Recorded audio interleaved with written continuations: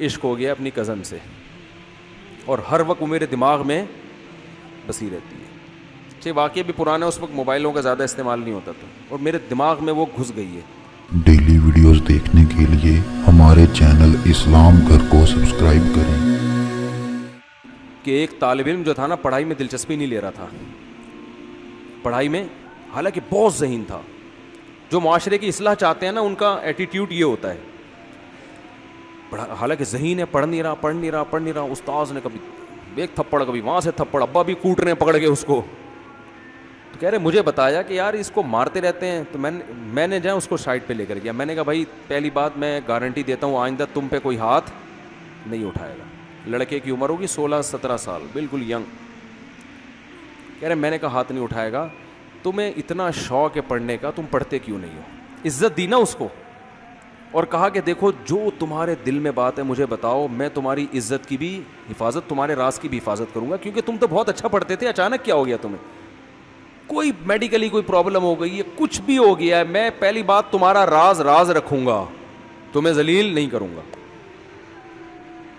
تو اس نے کہا کہ مجھے ہر وقت اس کے خیالات آتے ہیں, ہر وقت اس سے ملنے کا شوق, اور میں یہ بات اپنے باپ سے نہیں کر سکتا, کیونکہ ہمارے گھر کا ایسا ماحول نہیں ہے کہ ابا سے کہیں ابا مجھے فلانی سے عشق ہو گیا. ابا کہے کہ چماٹ لگایا, کم بات اپنی عمر دیکھ, تجھے پڑھنے کے لیے میں نے بھیجا ہے اور عشق ہو گیا, تو مولوی بن رہا. مدرسے کا طالب علم تھا, تو مولوی بن رہا ہے. تو اب کیا کہ مدرسے کا تھا, پتہ نہیں کالج کا تھا, مجھے صحیح یاد نہیں ہے. واقعہ یہ ہو گیا کم از کم 20 سال پرانا. تو انہوں نے اس کو جا کے سمجھایا. انہوں نے کہا کہ کوئی بات نہیں, میں تمہارے والد سے بات کرتا ہوں. اس نے کہا نہیں آپ بات کریں گے, ابا غصے میں آ جائیں گے. انہوں نے کہا چھوڑو یار. ابا کو جا کے سمجھایا, دیکھو یہ اچھا بھلا لڑکا ہے, اتنے شوق سے پڑھ رہا تھا, یہ بندہ 2 نمبر نہیں ہے. ایک تو سست ہوتا نا, اس کمبخت کا تو کوئی علاج ہے ہی نہیں. سست کو تو تھپڑ ماریں گے نا تو وہ اور پڑ جائے گا کہ اب تو میرے زخم ہو, میرے تو تکلیف درد ہو رہا ہے, ٹھیک ہے, میں تو اب اٹھ ہی نہیں سکتا. تو اب یہ کہ غلط ہو گیا لیکن عشق ہو گیا ہے. تو آپ اپنے خرچے پہ اس کی شادی کرا دیں وہاں پہ, اگرچہ یہ جاب نہیں کر رہا, لیکن آپ کا بچہ دوبارہ سے پڑھائی میں دلچسپی لے گا, کوئی بڑا ڈاکٹر بن جائے گا, بڑا انجینئر بن جائے گا, کیونکہ سب استاذ اس کی گواہی دے رہے ہیں کہ یہ پڑھنے میں بہت ایکسٹرا آرڈینری ذہین ہے, یہ محنتی بھی اور ذہین بھی. اب فالٹ یہ ہو گیا ہے, تو آپ اپنے خرچے پہ کر دیں.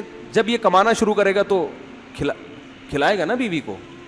کوئی لوفر قسم کا لڑکا تو یہ ہے نہیں کہ آپ کے ذمہ داری پہ چھوڑ کے بھاگ جائے. تو اگر آپ کر لیں تو فائدہ ہوگا. اتنا کہہ رہے ہیں, اس کو سمجھایا, اس کے ابا راضی ہو گئے.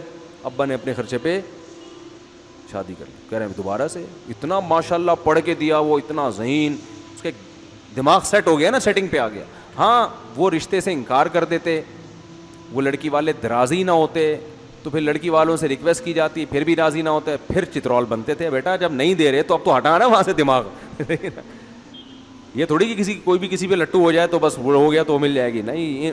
ام للانسان ما تمنا, اللہ قرآن میں فرماتے ہیں انسان کو ہر محبوب چیز نہیں ملتی, کچھ مل جائیں گی, کچھ میں صبر کرنا پڑے گا. تو ورنہ تو ساری دنیا کی سیٹنگیں اگر کامیاب ہو رہی ہوتی تو یہ ڈیٹنگ پوائنٹ اور چھپ چھپ کے ملاقاتیں کیوں ہوتی؟ جہاں پسند آئی پیغام بھیجا, ابا نے کہا لے آ. ایسا نہیں ہوتا. ابا درمیان میں کباب میں ہڈی, اماں کباب میں ہڈی, پھر آپ کے ابا راضی ہو گئے تو پھر ان کے ابا ہڈی, ان کی اماں ہڈی, اتنے سارے ہڈے درمیان میں ہول سیل کے حساب سے پڑے ہوئے ہیں, اور اتنے کانٹے ان کو عبور کر کے کبھی مل جائے گا کبھی نہیں. تو جب نہیں ملا تو پھر وہی ہمارا فلسفہ, کہیں اور ٹرائی کرو بھائی, ٹھیک ہے نا. یہ نہیں کہ اس کے یہ جو کہتے ہیں نا میں تمہارے انتظار میں 20 سال بیٹھا رہوں گا, یہ پاگل آدمی ہے, بے وقوف آدمی ہے, یہ پاگل ہے, یہ کچھ بھی نہیں کر سکتا دنیا میں.